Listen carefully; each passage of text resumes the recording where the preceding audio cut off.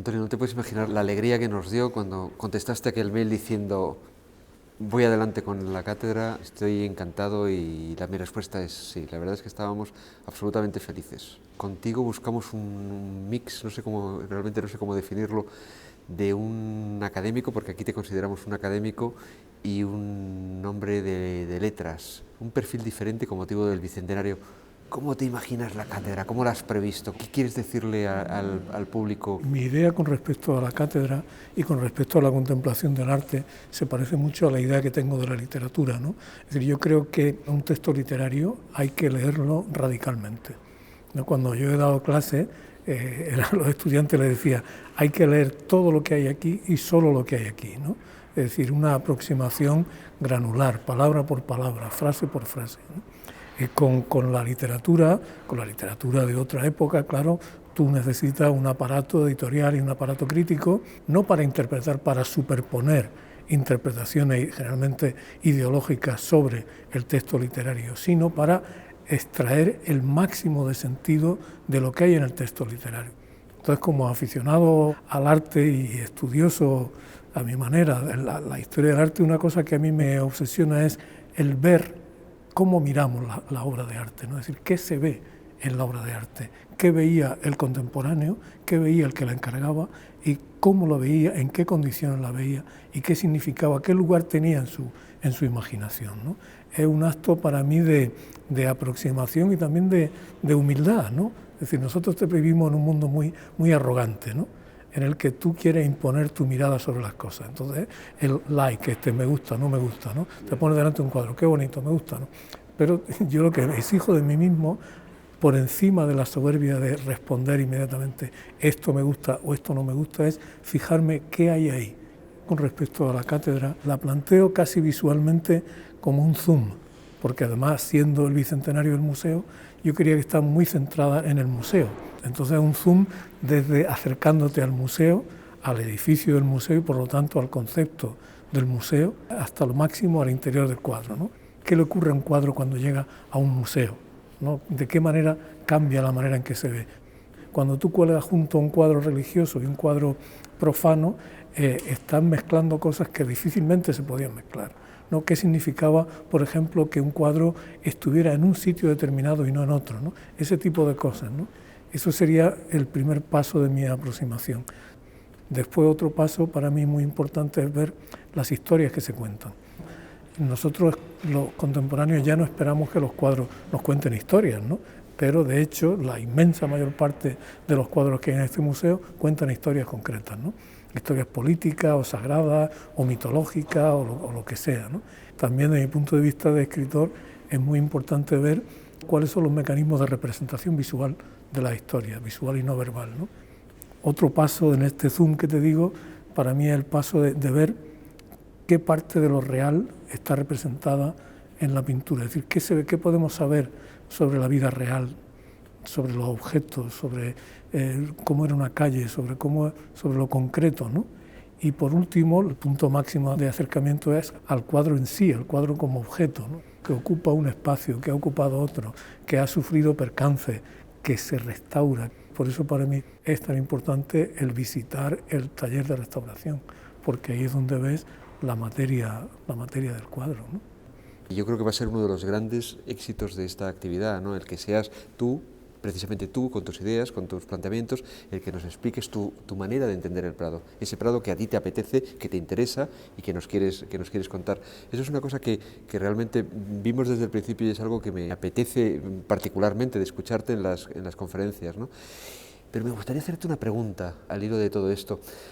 Con todos estos meses de pasearte libremente por el Museo del Prado, ¿qué has aprendido? ¿Qué sabes ahora que no sabías antes? Está bien, como tú dices, una visión personal, pero yo soy muy receloso de la arbitrariedad de las visiones personales muchas veces, ¿no? Es decir, los escritores muchas veces cuando se acercan a las obras de arte, ese derecho a la percepción subjetiva, yo creo que a veces implica demasiadas licencias, es decir, yo soy muy respetuoso del conocimiento, soy muy respetuoso de lo que hay de verdad ahí, ¿no? Pero ¿qué es lo que he descubierto sobre todo? La organicidad de las colecciones, es decir, el modo en que las colecciones están vinculadas con el devenir de la historia de nuestro país y el modo en que esa organicidad se manifiesta de manera a veces dispersa, ¿no?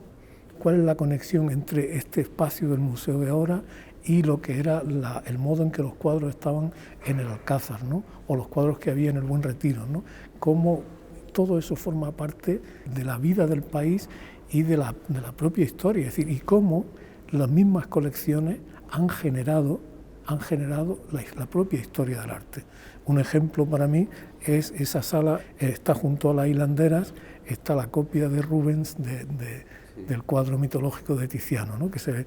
Entonces tú ves cómo los pintores, al llegar a las colecciones, al llegar al Alcázar, vieron los cuadros y eso influyó en su manera de pintar. El museo en sí mismo tiene un funcionamiento, yo te digo, orgánico. Para llegar yo al museo cada mañana atravieso el Retiro y paso, estoy en el Casón, paso junto a espacios que formaban parte del mundo de la monarquía española, ¿no? Es decir, el modo en que la construcción del edificio está relacionado con las peripecias de la historia, la conexión que hay entre el museo y el botánico que está al lado, el observatorio, es decir, cómo forman parte de un gran proyecto ilustrado, ¿no? Eso lo he ido aprendiendo y lo voy aprendiendo justo de estar aquí, ¿no?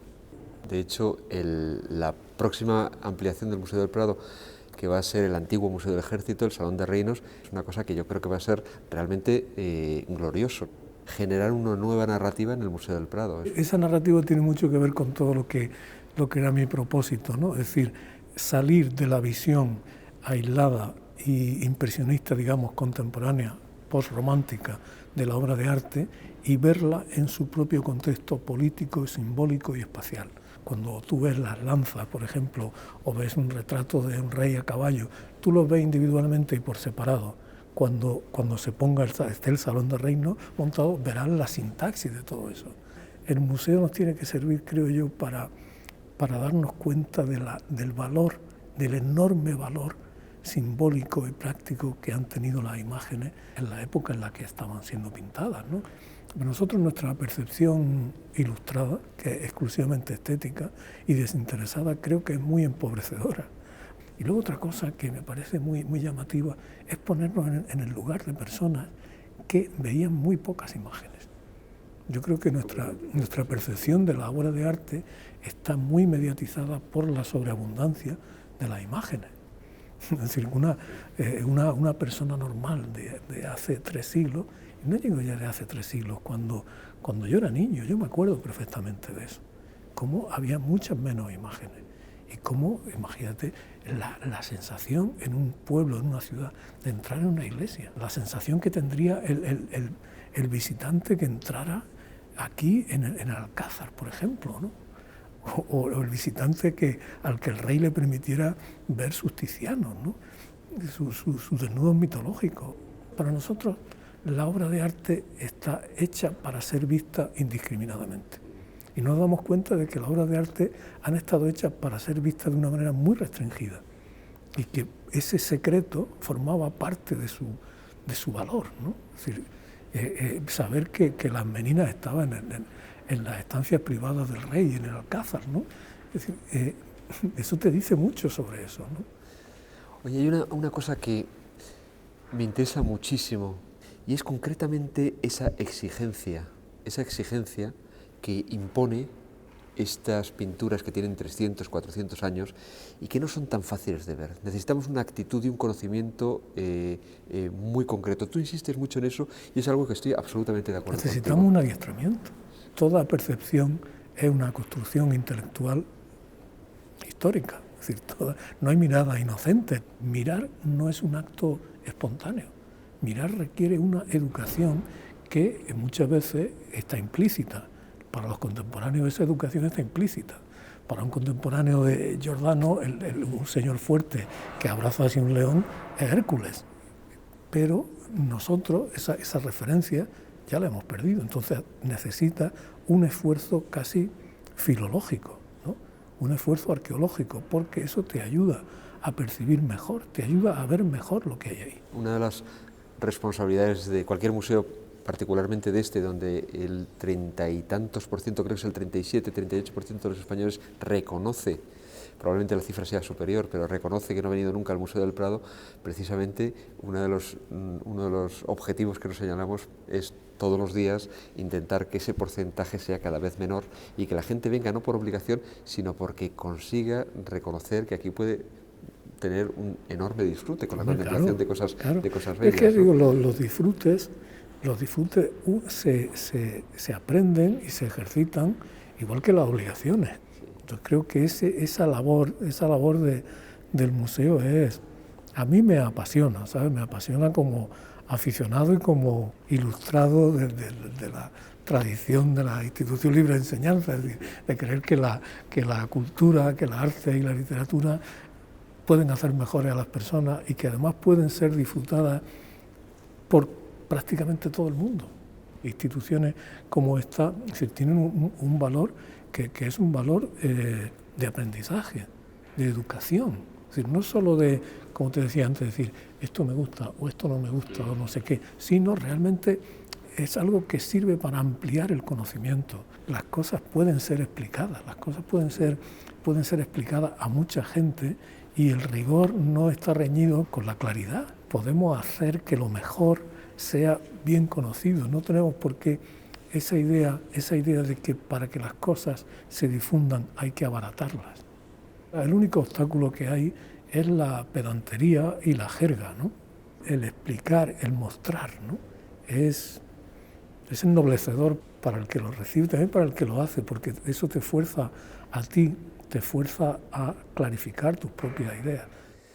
Oye, a alguna persona que vea este vídeo, y viniendo de alguien que principalmente es un novelista, tanta insistencia en el rigor, en el respeto, en el conocimiento histórico, a lo mejor le sorprende, porque puede decir, bueno, yo lo que esperaba de Antonio Muñoz Molina es una fabulación, y sin embargo, lo que tú pretendes hacer con esta cátedra es un ejercicio de disfrutón, podríamos decir, disfrutón de rigor histórico.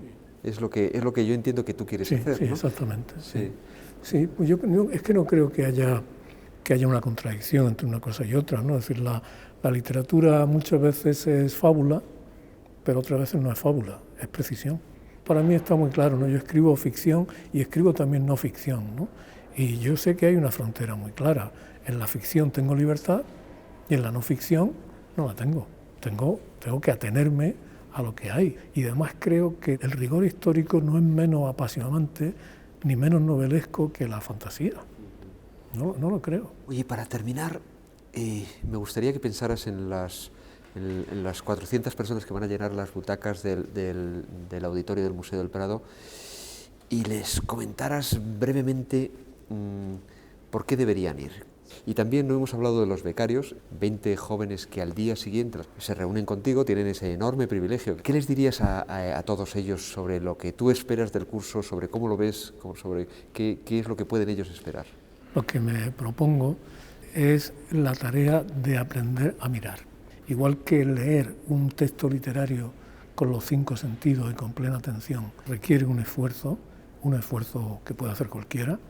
Para mí lo apasionante de esto es aprender a mirar. Para mí lo fundamental es la claridad de la mirada. Pues muchísimas gracias, Antonio. Estamos deseando ya que llegue noviembre y que podamos asistir a tus conferencias.